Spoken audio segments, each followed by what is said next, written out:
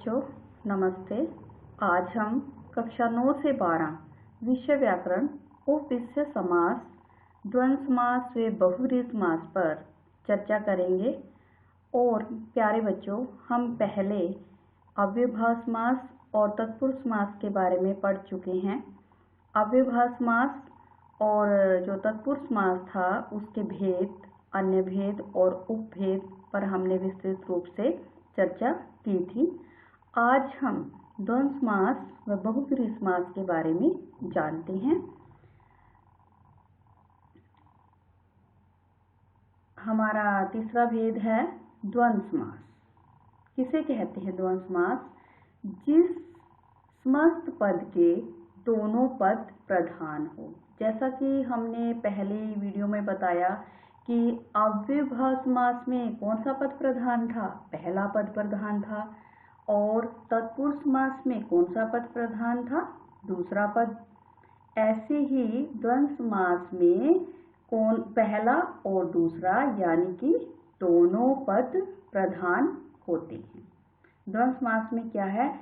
जिस समस्त पद के दोनों पद प्रधान हो और विग्रह करने पर दोनों पदों के बीच और, तथा, अथवा, या आदि योजक शब्द लगे उसे द्वंद्व समास कहते हैं। यानी कि जब हम द्वंद्व समास का विग्रह करते हैं तो हम इन शब्दों को लगाकर द्वंद्व समास का विग्रह कर सकते हैं। जैसे अंजल, योजक चिन्ह बीच में लगा मिलेगा अंजल, अन और जल। अमीर गरीब, अमीर और गरीब। देश विदेश, देश और विदेश। थोड़ा बहुत, थोड़ा या बहुत। हम यहाँ और भी लगा सकते हैं, तथा भी लगा सकते हैं, अथवा भी लगा सकते हैं, और भी लगा सकते हैं। गुण दोष, गुण तथा दोष। पाप पुण्य, पाप अथवा पुण्य। न्यूनाधिक, न्यून कम, न्यून अथवा अधिक, या न्यून और अधिक, न्यून या अधिक। यानी कि हम और, तथा, अथवा, या में से किसी का भी इसमें प्रयोग कर सकते हैं। धर्माधर, धर्म और अधर। तो आपको द्वंद्व समास समझ में आ गया होगा कि हम जब द्वंद्व समास का विग्रह करेंगे तो विग्रह करते समय हम किन किन शब्दों का प्रयोग कर सकते हैं? और, तथा, अथवा, या। और इसमें दोनों पद की प्रधानता रहती है। नंबर 4 हमारा है बहुव्रीहि समास। जिस समास में कोई भी पद प्रधान न हो तथा अन्य पद प्रधान हो उसे बहुव्रीहि समास कहते हैं। अव्ययभाव समास में पहला पद प्रधान था, तत्पुरुष समास में दूसरा पद प्रधान था, और द्वंद्व समास में दोनों पद की प्रधानता थी, और बहुव्रीहि समास में कोई भी पद प्रधान नहीं है। इसमें क्या है? अन्य पद की प्रधानता रहती है। यानी कि हमें एक विशेष अर्थ मिलता है। तो इसका विग्रह करने पर अंत में वाला, वाली, वाले, या जिसका, जिसकी, जिसके जैसे पदों या शब्दों का प्रयोग किया जाता है। जैसे चक्रधर, चक्रधर चक्र को धारण करने वाला अर्थात विष्णु। चक्रधर चक्र को धारण करने वाला अर्थात विष्णु। यानी कि हमें यहाँ अन्य पद की प्रधानता मिल रही है। इसका क्या मतलब? चक्र किसने धारण किया हुआ है? विष्णु ने। द्विरथ, द्वि का अर्थ होता है दो। हो रथ, रथ क्या है? दांत। जिसके, किसके हैं द्विरथ? हाथी के। यानी कि यहाँ अन्य पद की प्रधानता है। फिर है अंशुमाली। अंशु क्या होती हैं? किरणें। है माला जिसकी, किसकी हैं किरणें? सूर्य की। मृत्युंजय, मृत्यु को भी जीत लिया जिसने, किसने? शंकर ने। और मृत्युंजय हमने तत्पुरुष समास में भी पढ़ा था कि मृत्यु को जीतने वाला। तो आगे है मक्खी चूस, मक्खी को भी चूस लेने वाला, यानी कि कोई भी कंजूस व्यक्ति। नीरस, नीरजमज, नीर का अर्थ क्या है? जल, ज में उत्पन्न या जन्म लेने वाला, तो में जन्म लेने वाला, किसमें? जल में जन्म लेने वाला। तालाब में, पानी में, नीर में जन्म लेने वाला कौन है? कमल। फिर है गुरु द्वारा, गुरु का द्वारा है जो, यानी कि सिख धर्म का पवित्र स्थान। रतन गर्भा, रतन है गर्भ में जिसके, किसके हैं? पृथ्वी के। जैसे हमें कोयला, सोना, पेट्रोल सब कहाँ से मिलता है? पृथ्वी से।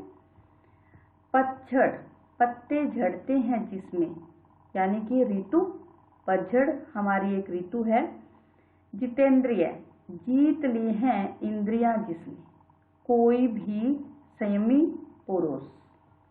चक्रपाणी, चक्र है पानी, पानी, पानी नहीं, पानी। पानी का अर्थ क्या है? हाथ। पानी का क्या अर्थ है यहाँ पर? हाथ। किसके हाथ में चक्र है? विष्णु के। दामोदर, दाम जमा उदर, यानी कि गुण संधि है दामोदर, दाम जमा उदर। तो दाम क्या होती है? रस्सी, उदर पेट, तो दाम है उदर पर जिसके, किसके है? श्री कृष्ण के। अजात शत्रु, अजात शत्रु नहीं पैदा हुआ हो शत्रु जिसका, कोई भी व्यक्ति। दिगंबर, दिशाएं ही है वस्त्र जिसके, यानी कि नग्न व्यक्ति।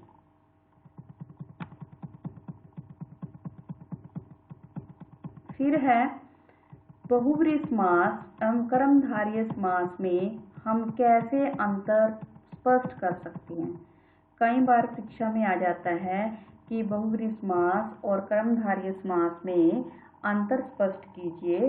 तो आप बहुव्रीहि समास और कर्मधारय समास में कैसे अंतर स्पष्ट करेंगे? बहुव्रीहि समास क्या है? एक स्वतंत्र समास है, जबकि कर्मधारय समास क्या है?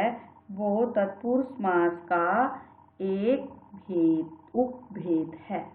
क्या है? बहुव्रीहि समास एक स्वतंत्र समास है, जबकि कर्मधारय समास तत्पुरुष समास का एक उपभेद है।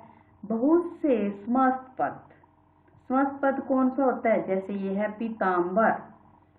बहुत से समस्त पद ऐसे होते हैं जो बहुव्रीहि समास भी हो सकते हैं और कर्मधारय समास भी हो सकते हैं, पर दोनों में अंतर का आधार क्या है?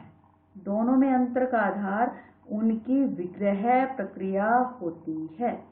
विग्रह करने से हमें पता चलता है कि किस तरह से हमने उसका विग्रह किया है, तब हमें पता चलेगा यहाँ कर्मधारय समास है या बहुव्रीहि समास है। यदि किसी समस्त पद का विग्रह उपमान, उपमेय को आधार बनाकर किया जाता है या विशेषण विशेष्य को आधार बनाकर किया जाता है, तो वहाँ कौन सा समास होगा? कर्मधारय। हमने पहले पढ़ा है कि जहाँ उपमान, उपमेय, विशेषण विशेष्य का संबंध हो, वहाँ कौन सा समास होता है? कर्मधारय समास होता है। और यदि उसी समस्त पद का विग्रह अन्य पद को प्रधान बनाकर किया जाता है, तो वहाँ बहुव्रीहि समास होगा। यानी कि हम विग्रह किस दृष्टि से करते हैं? जैसे हमने जो लगाकर, के समान लगाकर, रूपी लगाकर विग्रह किया तो कर्मधारय समास आएगा। अगर हम वाला, वाली, जिसका, यानी कि हमें अन्य अर्थ की प्रधानता हो रही है, तो हम वहाँ पर कौन सा समास लिखेंगे? बहुव्रीहि समास लिखेंगे। जैसे पीताम्बर, अब एक ही शब्द दिया है पीताम्बर, हमने उसका विग्रह दो तरीके से किया है। जैसे पीताम्बर पीले हैं जो वस्त्र, पीत जमा अंबर। पीत का अर्थ होता है पीले, अंबर का अर्थ होता है कपड़े, वस्त्र। पीले हैं जो वस्त्र, तो कौन सा यहाँ पर विशेषता बताई जा रही है, तो क्या है, क्रमधारय, उपमान और उपमेय। फिर है पीतांबर, पीले हैं वस्त्र जिसके, यानी कि अन्य पद की प्रधानता है। यहाँ पर किसके हैं पीले वस्त्र, श्री कृष्ण के, तो कौन सा हम समास लिखेंगे, बहुव्रीहि। पर हम अब ये जानेंगे कि कई बार विकल्पी प्रश्नों में दोनों ऑप्शन दे दिए जाते हैं, कर्मधारय भी और बहुव्रीहि भी। तो सभी बच्चे नोट करेंगे कि जब विद्यार्थी परीक्षा में समस्त पद आने पर उसका विग्रह कर्मधारय व बहुव्रीहि दोनों के अनुरूप कर सकते हैं। कैसे, यदि समस्त पद के उत्तर के रूप में 4 विकल्प मौजूद हैं और उनमें कर्मधारय व बहुव्रीहि दोनों विकल्प दिए गए हों, तो ऐसी स्थिति में उत्तर का चयन बहुव्रीहि समास के रूप में करेंगे। क्यों करेंगे ऐसा, क्योंकि बहुव्रीहि समास एक मुख्य समास है। क्यों करेंगे हम वहां बहुव्रीहि समास का चयन, बहुव्रीहि समास क्या है, एक मुख्य समास है, जबकि कर्मधारय समास तत्पुरुष समास का एक उपभेद है। अगर विकल्प में बहुव्रीहि नहीं दिया, फिर हम कर्मधारय लिखेंगे। अगर दोनों दे दिए हैं तो फिर बहुविकल्पी प्रश्नों में हम क्या लिखेंगे, बहुव्रीहि समास लिखेंगे। ऐसे ही फिर आगे है बहुव्रीहि समास एवं द्विगु समास में अंतर स्पष्ट कीजिए कि बहुव्रीहि समास क्या था। हमने पहले भी अंतर स्पष्ट किया था कर्मधारय और बहुव्रीहि में कि बहुव्रीहि समास क्या है, अपने आप में स्वतंत्र है, वो किसी का भेद या उपभेद नहीं है। तो जबकि द्विगु समास कर्मधारय की भांति तत्पुरुष समास का एक उपभेद है। बहुत से समस्त पद ऐसे होते हैं जो बहुव्रीहि समास भी हो सकते हैं और द्विगु समास भी। दोनों में अंतर का आधार उनकी विग्रह प्रक्रिया होती है। यदि किसी समस्त पद का विग्रह अन्य पद को प्रधान बनाकर किया जाता है तो वहां बहुव्रीहि समास होता है, और यदि किसी समस्त पद का विग्रह उसके प्रथम पद जो संख्यावाची विशेषण होती है वहां द्विगु समास होता है। और अब हमें पता चल गया कि अगर हम विद्यार्थी नोट करेंगे कि जैसे त्रिलोचन यहाँ पर दिया है, त्रिलोचन, 3 है लोचन जिसके, यानी कि कौन, किसके थे 3 लोचन, भगवान शिव के। तो यहाँ किसकी प्रधानता है, अन्य पद की। हमें अलग से अर्थ मिल रहा है, 3 है लोचन जिसके, किसके, शिव के, तो अन्य पद की प्रधानता है, बहुव्रीहि समास है। फिर ऐसे हम त्रिलोचन का 3 लोचनों का समूह, लोचन क्या होते हैं, नेत्र, 3 लोचनों का समूह। तो यहाँ त्रि जो संस्कृत का यहाँ शब्दांश है त्रि, इसका अर्थ क्या है, 3, यानी कि ये क्या है, संख्यावाची है। तो यहाँ पर संख्यावाची विशेषण है। जब हम समूह या समाहार लगाकर किसी भी समस्त पद का विग्रह करते हैं तो वहाँ कौन सा समास होता है, द्विगु। तो हमें अब अंतर स्पष्ट हो गया कि हम विग्रह किस दृष्टि से करते हैं। जैसे हमने जिस दृष्टि से विग्रह किया है किसी भी समस्त पद का, उसी के आधार पर हम वहाँ समास का नाम लिखेंगे। फिर हम नोट करते हैं कि परीक्षा में क्या होता है कि समस्त पद आने पर उसका विग्रह द्विगु समास के अनुरूप भी कर सकते हैं और बहुव्रीहि के अनुरूप भी कर सकते हैं। यदि परीक्षा में समस्त पद के उत्तर के रूप में 4 विकल्प मौजूद हों और उनमें द्विगु व बहुव्रीहि दोनों विकल्प दिए गए हों, तो ऐसी स्थिति में उत्तर का चयन बहुव्रीहि समास के रूप में करें, क्योंकि बहुव्रीहि समास क्या है, अपने आप में स्वतंत्र है।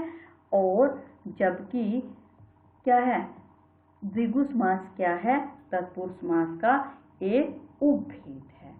तो आपको बच्चों समझ में आ गया होगा कि द्विगु समास और बहुव्रीहि समास में हम अंतर कैसे कर सकते हैं, कर्मधारय समास और बहुव्रीहि में अंतर कैसे कर सकते हैं, और इनकी पहचान, द्वंद्व समास की हमने क्या पहचान बताई कि उसका विग्रह करते समय हमें किन किन शब्दों का प्रयोग करना है, और तथा, अथवा, या, और बहुव्रीहि समास में हम कौन से शब्द लगाकर विग्रह करते हैं, वाला, वाली, वाले, जिसका, जिसकी, जिसके।